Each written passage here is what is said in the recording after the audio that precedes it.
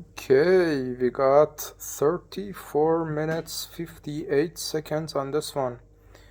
I recently was reading a couple of psychology books about how you think and the perception of time, reality, and space.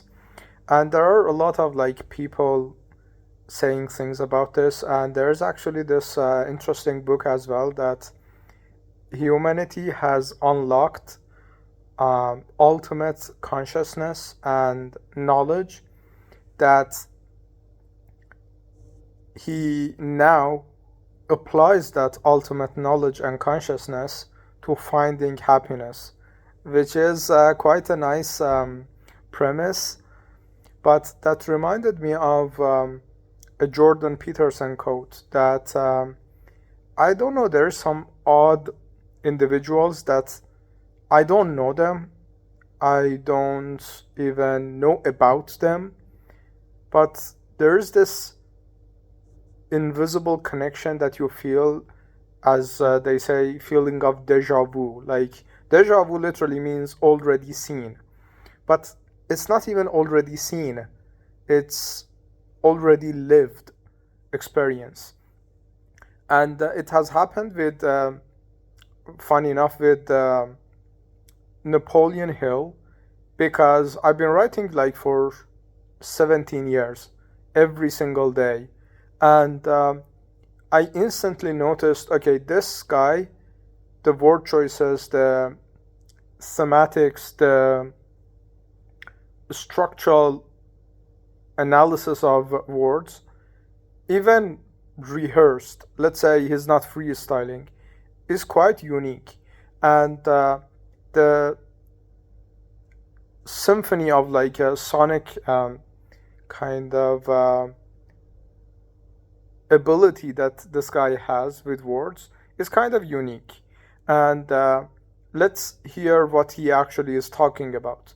And I noticed that whatever he's saying, most of the things he's saying, has been backed by science and mostly by Cialdini's um, research on influence. And I fact checked that thing, whatever he was saying, Napoleon Hill with Cialdini, and Cialdini was like 60 years after Napoleon Hill. So it couldn't have been, okay, I read influence, so I'm gonna now use it as motivational jargon. It was actually vice versa. He literally freestyled bullshit, and that bullshit was backed up by knowledge and thorough scientific kind of experimentation of Cialdini and other writers or other psychologists. And there are like a couple of them as well. But what interests me most is this two or three individuals in the history that in history that these actually build one cohesive image of perception of time, reality, and actual like the relationship between time and existing reality we have. I'm not gonna be like philosophical about it, but the main thing is that they say time is movement of mass. So the gap between when the mass or material or matter starts moving in any direction, even vibrating as it is, but it has some direction towards a change and alteration um, state. It kind of the gap between where it was, the state it was, and the state it is now, that gap is called time. So you need matter, you need mass, and the alteration of a state to have meaning of time. And there is this fascinating theory. To be honest, I literally believe this shit religiously, that Jordan Peterson says, and if you think about it, it actually kind of makes sense as well, that because we have this community of selves, that you have your 10 years old you, 50 years old you, and I'm 25 now, the 25 years old you, sure, you can do whatever suits your 10 years old you when you are 10 years old, but this may actually be damaging to 20 years old you, 30 years old you, 40, 50, 60. So although in this community of selves, let's call it 10 people that represents every decade, to simplify things, because every second is another self. So it's literally every second represents a self in this community of selves. But for simplicity's sake, 10 people, and you live like 100 years, let's say. The 10-year-old you lies. So the 20 years old you is gonna suffer for that lie. The 30, 40, so one self in this community of selves benefits while 9 lose. So basically what Jordan Peterson says is that sure, you can win as your present self by lying, by doing whatever, but if it doesn't serve the overall win of this community of selves, you're basically winning the fight to lose the war rather than losing the fight to win the war. And this made me think about Picasso, because I've been reading on this guy, and that's another topic as well. But these days I'm literally like restructuring my neural pathways in service of my community of selves, not my now, my 2 days from now, no, my general community of selves. Let's say I die in 5 days, I die in 50 years. I'm engineering myself towards every self I have left in the world. Could be 50 years, could be 5 days, and could be 5 seconds. We don't even finish the video, I have a stroke and I'm dead. But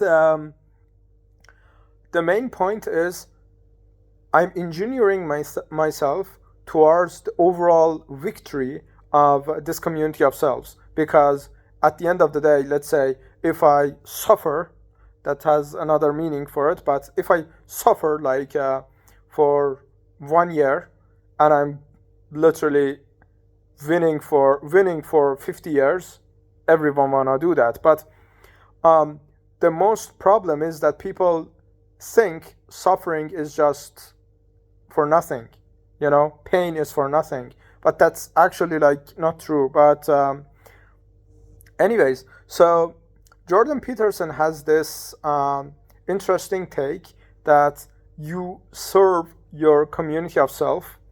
And if I want to take it further, because I have also taken this further in my writing and a couple of my pieces as well, as an elaborative kind of mental mapping of myself, and to explain this in story format.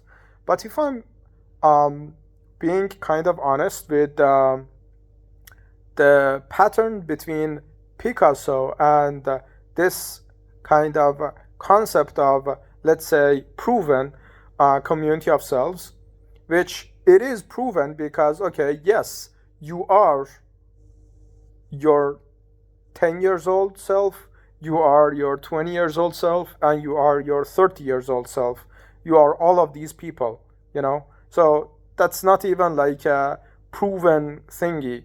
It's just what you do with this premise. So there was this interesting story about Picasso, that my guy was broken as shit. He was stealing bread and burning his painting to warm himself.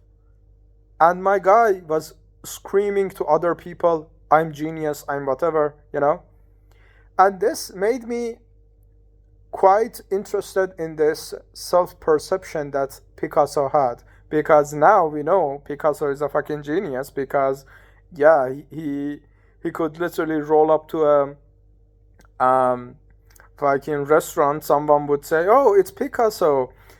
Paint me a picture," and they would paint a picture for them and charge for 20K for a picture on the back of a napkin. That's Picasso. Yeah, the same Picasso was 25 years old, 24 years old, broke as shit, stealing bread and burning paint, screaming, "I'm a genius."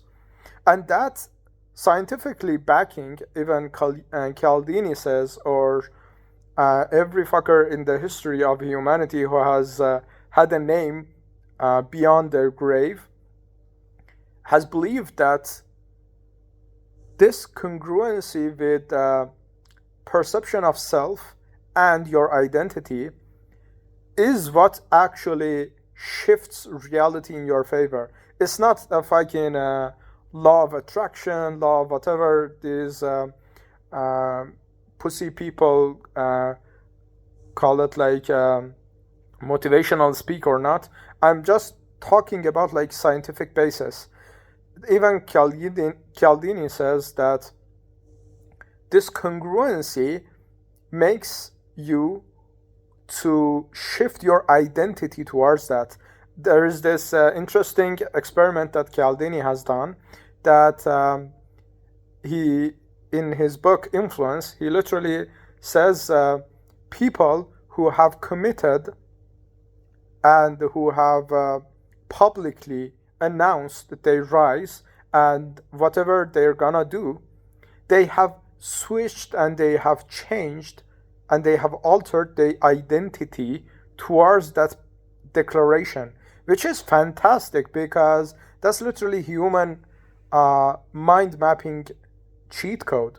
Imagine there was this in his experiment, there was this woman who couldn't go without cigarettes for one day, and she decided to declare to everyone she held dear in her life that she is not a smoker, and especially to her by then at that time lover, that she would be very ashamed if he found out she was a smoker.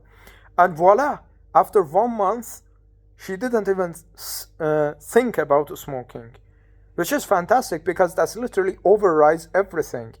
Even a friend of mine, when we were like 15 or 16 years old, he, for whatever reason, he literally invited the whole class and gave us dinner and elaborate kind of speech that he was quitting porn. And he wasn't doing any of that. But because he declared that and his identity was rehearsed by 30 or 40 people in that room, it was one declaration of identity that he had from perception of himself against 40 people's rehearsal of new identity. So it was 40 versus 1. And he quit porn immediately, which is fantastic, because that's literally the most easy cheat code you have. Because it basically goes down to, okay, I'm a genius, literally, let's call it like Picasso. I'm a genius. You say that enough times that you start to believe that. And the moment you start to believe that, as they say, whatever mind of man conceives and believes, it can achieve. There is a reason, there is a symphony of syllables in that kind of structure, because my own theory, after like studying 6 languages and having the self-awareness of a writer, 17 years of writing, and now I have like at least the objective appreciation of bestsellers and everything, all of these combined, my own theory is that every single language and the structure of each language and their interconnectedness of why certain syllables have the first syllable that rhymes with another word, why some of these words are intimately interconnected and intertwined with each other. My own theory is that this, although let's say Jean-Paul Sartre says we name the outside world to be able to connect with it and be able to acknowledge that. For instance, let's say NASA finds a new star. The first thing they're gonna do with that star is to name it, because that identity, that entity has no identity and does not exist unless you acknowledge its existence. That's why Jean-Paul Sartre says, nommer c'est faire exister. Basically, the moment you name something, you give it existence. But my own theory is that it goes even deeper than that, because after writing for so long, imagine 17 years of writing 1 hour to 10 hours a day. At the very least is 1 hour. At the very most, like yesterday, it was like fucking 10 hours I was writing. So the most interesting thing about the whole thing for me is that every single word has actual identity. I call it word-doe, John Doe, Jane Doe. You don't give a shit if this Jane Doe was an accountant, was a fucking what you call it, fucking family member, mother, or whatever. You are at an autopsy's kind of desk and table that you are examining this Jane Doe, her blue eyes, her fucking blonde hair. The structure of a language and structure of a word, I call it word-doe, is like that. A word has its sonic kind of weight to it. Every single word has its, let's say, relative words in sonically kind of behavior, in rhyming, in pronunciation, in everything. And this paradigm shifts dependent on languages. For instance, you have this meanings associated with each word that differ. For instance, gift in German is poison, but gift in English is literally present, and present itself is like, okay, the moment of present or a gift, or it goes so deep. But I'm starting to find some interesting collaborative imagery of the whole system. And even me declaring this is just proving me to myself the identity that, yeah, I am a guy who is fascinated with this thing. So this is enforcing my identity to myself as the cigarette lady, let's call it. But yeah, this is, this is literally, I'm announcing this because I'm already tackling this in one of my stories. And I'm literally like a fucking inceptioning with the words layer with languages, and I'm literally encapsulating every single fucking genre of written kind of history in one elaborative, systematic approach to words themselves.